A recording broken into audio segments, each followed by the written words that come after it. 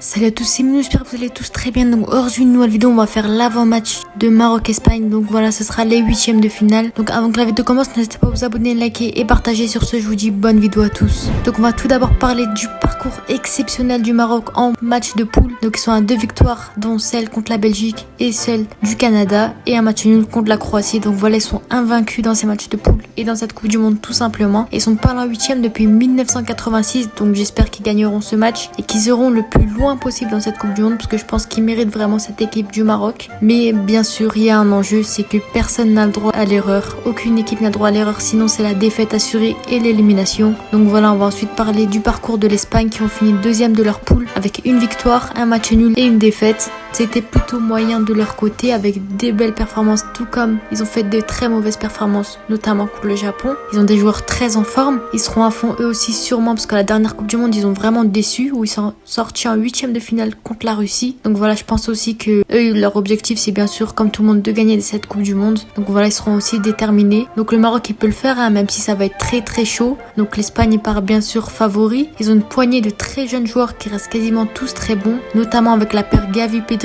qui reste juste impressionnant ce début de Coupe du Monde. Donc voilà, ils ont déjà été hommes de match d'ailleurs. Et on a Alvaro Morata qui est actuellement à 3 réalisations en ce début de Coupe du Monde. Donc il est aussi très en forme et ça va être très compliqué. Il faudra vraiment le gérer. Il faudra compter sur nos défenseurs. Donc il faudra faire très attention à cette équipe d'Espagne. Ensuite, pour le rappeler, l'Espagne c'est ni la Belgique ni le Canada, donc il faudra redoubler d'efforts et que les Marocains ils doivent donner leur maximum. Donc voilà, je compte sur eux. De toute façon, je serai pas déçu du Maroc, je pense. J'espère au moins qu'ils représenteront bien l'Afrique et qu'ils nous feront honneur. Franchement, j'ai ni peur ni je suis confiante. En fait, je suis au milieu parce que je pense que l'Espagne c'est vraiment faisable. C'est pas une grosse équipe comme l'équipe de France ou le Brésil. Donc voilà, je pense que c'est vraiment faisable. Je pense que c'est un match vraiment faisable, hein. Le Maroc il nous l'a déjà montré. On pourra compter sur des joueurs comme Ziyech, Hakimi, Yassine Bounou, qui aura un rôle très important et qui devra défendre d'autres cages d'Alvaro Morata ou tout simplement des attaquants espagnols. Mais on a aussi un petit côté de chance, car je pense que le gardien espagnol il est parfois pas à la hauteur et voudra vraiment se concentrer sur ses tirs et rien rater du tout, au moins les cadrer. Je pense que ça passera une chance sur deux. Il faudra rester concentré du début à la fin et rien lâcher du tout. L'Espagne elle joue principalement sur les côtés, que ce soit leurs ailiers ou leurs latéraux. Donc voilà, ils jouent souvent sur les centres. Il faudra vraiment compter sur Mazraoui et Hakimi qui restent vigilants de leur côté.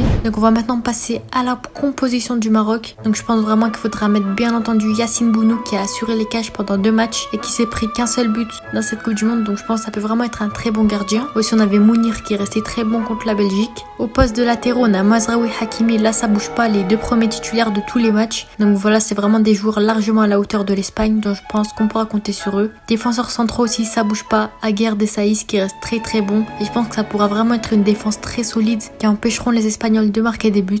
En milieu de terrain, on a Ounahi et Sabiri, donc voilà. J'ai décidé de mettre Sabiri qui reste très bon avec le Maroc aussi, donc voilà, je pense qu'on pourra compter sur eux sur les côtés. Et bien entendu, en centrale, on a Amrabat qui reste très bon et incroyable tout simplement avec le Maroc. Un des meilleurs joueurs marocains de cette Coupe du Monde. Et au poste d'attaque, Bouffal et Ziyech en ailier et En-Nesyri en pointe, qui reste 3 attaquants incroyables. Bon, Bouffal il reste un peu moins bon que les 2 autres, mais les 2 autres ils sont vraiment très en forme. Faudra vraiment compter sur eux pour gagner ce match et qu'ils marquent un maximum de buts. Donc on a aussi Hakimi qui fait de belles passes décisives. Donc vraiment on a un bon groupe, une bonne équipe, donc je pense que c'est largement faisable face aux Espagnols. Donc voilà, à voir sur le match et je pense que ce sera la composition qui débutera ce match. Le point fort des Marocains, c'est les coups de pied arrêtés. Ils ont plein de joueurs capables de marquer de loin. On l'a vu comme Sabiri, Hakimi, Ziyech et plein d'autres. Donc voilà, il faudra vraiment compter sur ça et jouer tous les ballons possibles. On pourra compter sur un Bounou dans les buts qui a été plutôt bon en ce début de Coupe du Monde. On pourra aussi compter sur Aboukal qui n'a pas été titulaire depuis ce début de Coupe du Monde, mais qui pourra entrer en jeu à la place de Bouffal s'il n'apporte rien et s'il n'offre rien, qui est resté très bon. On a pu le voir contre la Belgique qui a d'ailleurs marqué un super but en fin de match. Donc offensivement, il n'y a pas de quoi s'inquiéter.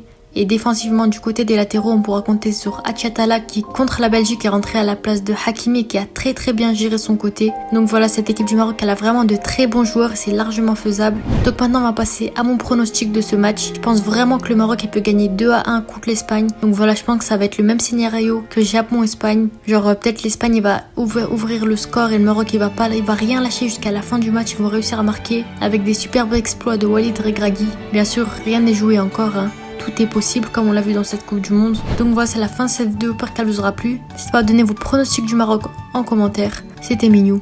Ciao.